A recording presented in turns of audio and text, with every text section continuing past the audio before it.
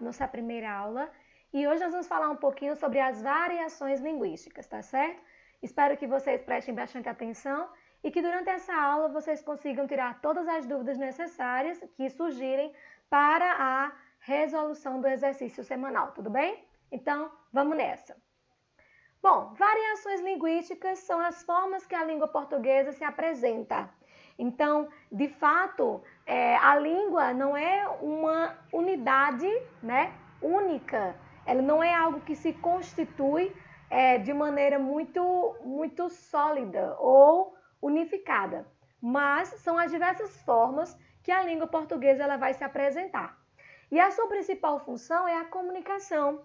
E também porque ela é uma função da comunicação, a consequência vai ser essa variação de acordo com a realidade do emissor. Então, a língua muda. Nós todos, os falantes da língua, somos variantes, mutáveis. Então, da mesma forma que mudamos pelo sexo que temos, pela região que vivemos, onde nós vivemos, o meio social em que estamos inseridos, a língua também vai sofrer essas variações.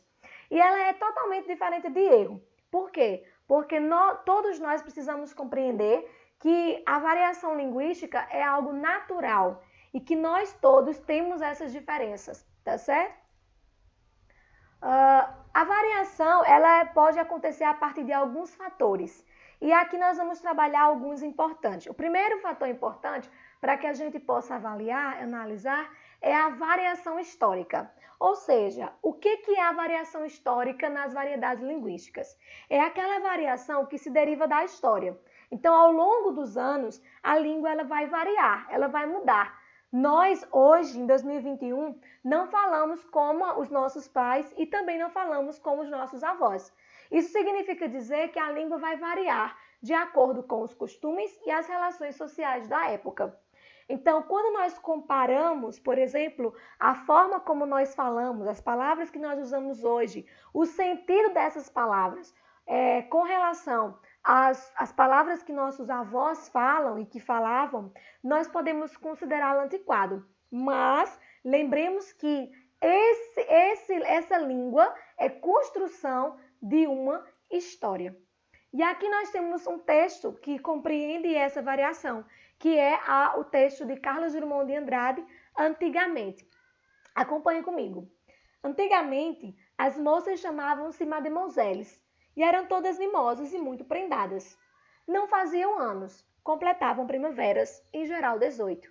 Os janotas, mesmo sendo rapagões, faziam-lhes pés de alferes, arrastando a asa, mas ficavam longos meses debaixo do balaio. Então é possível perceber que aqui nesse texto de Drummond nós entendemos diversas palavras que hoje nós não as utilizamos, mas em que em algum momento da história elas foram essenciais na construção da comunicação.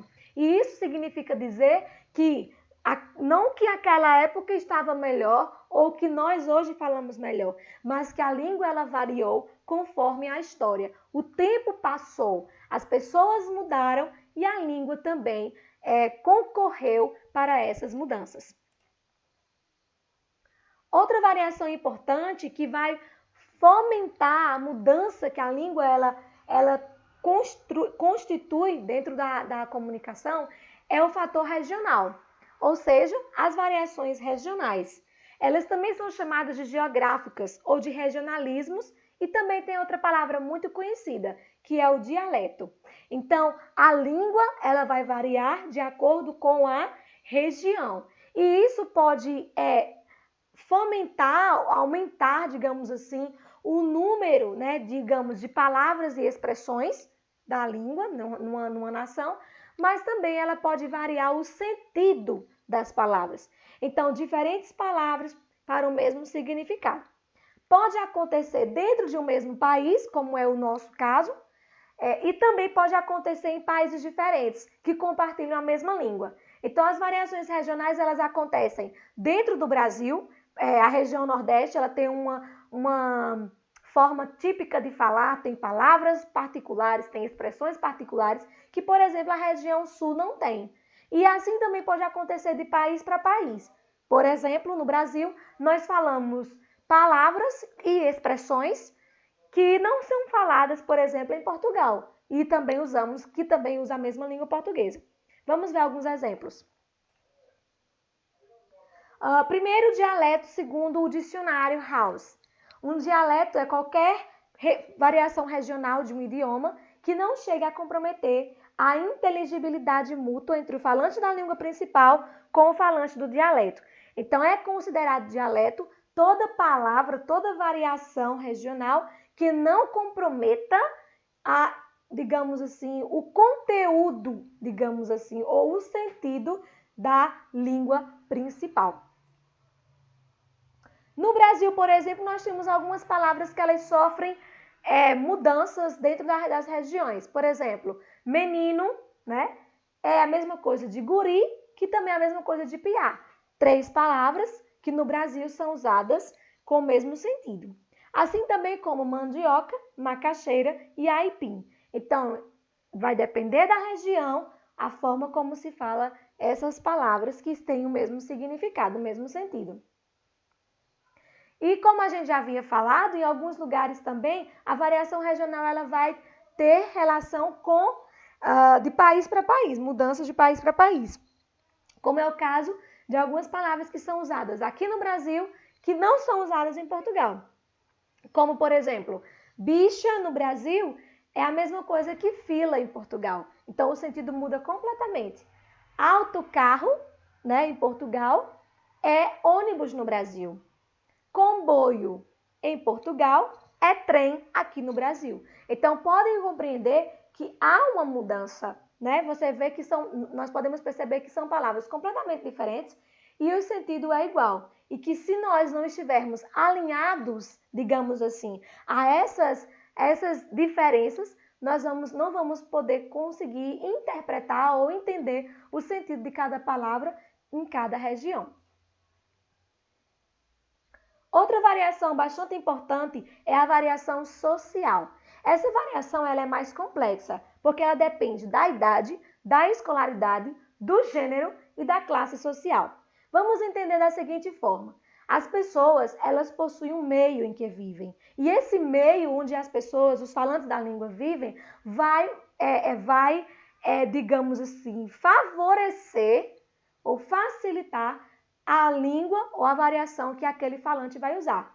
Isso significa dizer que, por exemplo, uma pessoa que tem uma idade, um adolescente, ele vai falar diferente de um adulto, que vai falar diferente de um idoso. Uma pessoa que tem uma escolaridade baixa vai falar diferente de uma pessoa que tem uma escolaridade alta, que já fez uma graduação ou até mesmo uma pós-graduação. Também as variações sociais podem acontecer por gênero.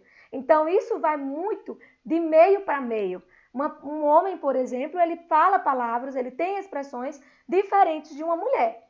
E também a classe social vai variar também, vai ser outro fator importante para a variação social. Um exemplo é uma pessoa, alguém que foi criado em uma sociedade ou, por exemplo, que tem acesso à biblioteca, às redes sociais, a professores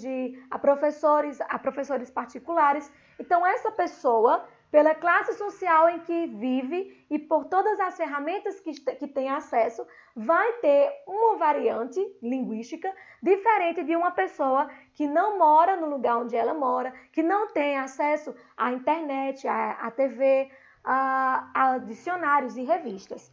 Então, a variação social ela vai depender exatamente de diversos fatores. E aqui nós vamos incluir também as gírias e os jargões. E o que são essas gírias e jargões? As gírias são aquelas maneiras ou expressões linguísticas que são referentes a um determinado grupo de pessoas. Por exemplo, os surfistas, eles têm uma gíria, né?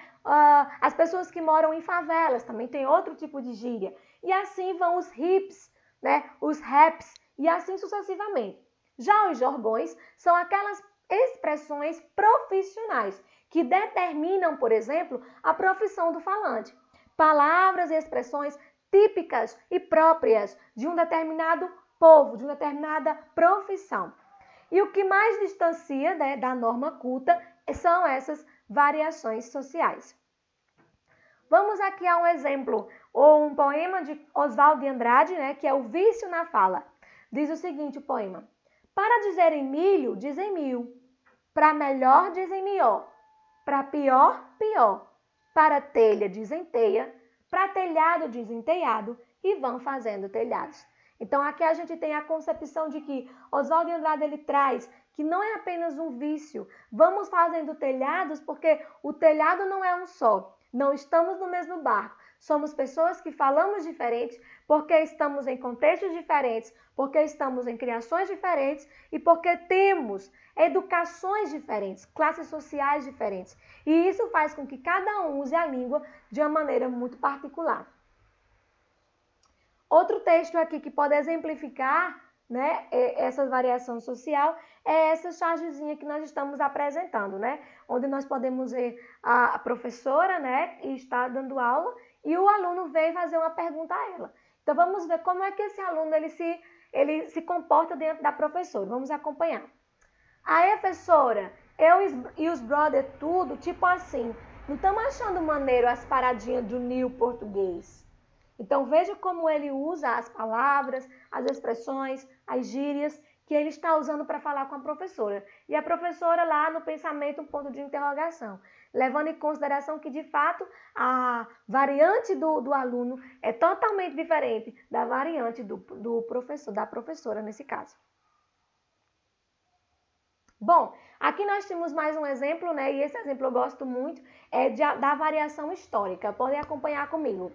Evolução da língua em 1940. Diz o seguinte, é um galanteio, né? Existe um menino na charge, temos 3 quadrinhos. E no primeiro quadrinho nós temos um rapaz e uma moça. E aí o rapaz chega para a moça. Vossa mercê me permite um galanteio? És bela tal qual uma petúnia. E aí ela responde, sois muito abusado. Em 1980, o mesmo cara chega, né? Posso te falar uma coisa? Acho você linda.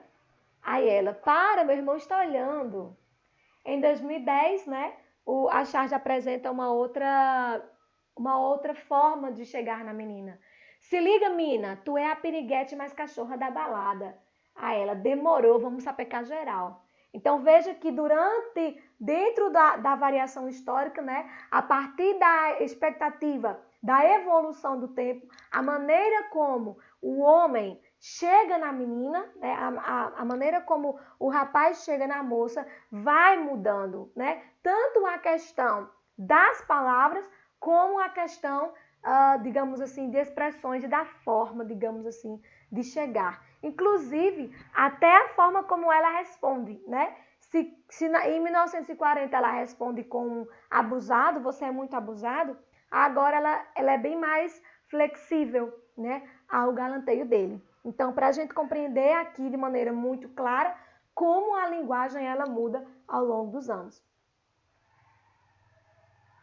Bom, então, pessoal, essa é a nossa aula de variações linguísticas. Vocês vão receber um link para discutir, estudar um pouquinho, responder a um exercício sobre esse conteúdo. Eu espero que vocês tenham gostado da aula e qualquer dúvida, entrem em contato comigo pelo privado.